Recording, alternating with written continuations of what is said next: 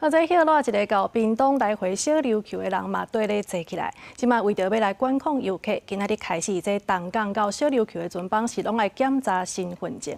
业者表示讲，即阵啊要是试办期，规定正式实施的时间是8月初4，请民众都要加注意啊。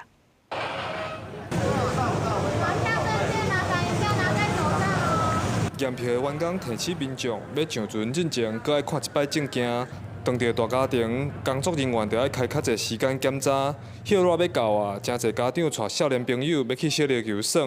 毋过8月初4坐船规定开始有改变，东流线务经业者为着要互坐船的游客提早适应，对7月初1开始联合试办实名制。上船除了查票，搁爱出示身份证，也是健保卡的证件。应该是有一点麻烦啦，很多人不知道的都没带到嘛。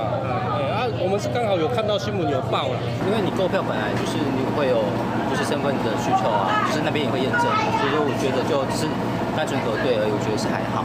为着让民众买票时看真足，船公司伫贴票的柜台拢有打广告，提醒民众注意实名制的证件规定。假使临时无查证件，业者会请民众签切结书，才会使上船。业者讲，搁检查一摆证件，可能会互坐船的时间悠长。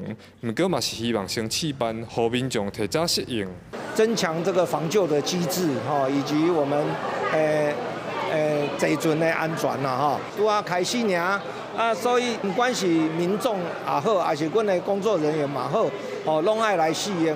虽然有的民众感觉晦气，有的嘛认为要配合政策行。交通部航港局对8月初4会开始严格实施登船实名制，国内旅客会使出示身份证、健保卡，也是地方居民卡；国外旅客会使摕居留证、护照，提供业者检查。记者柯永哲，屏东报道。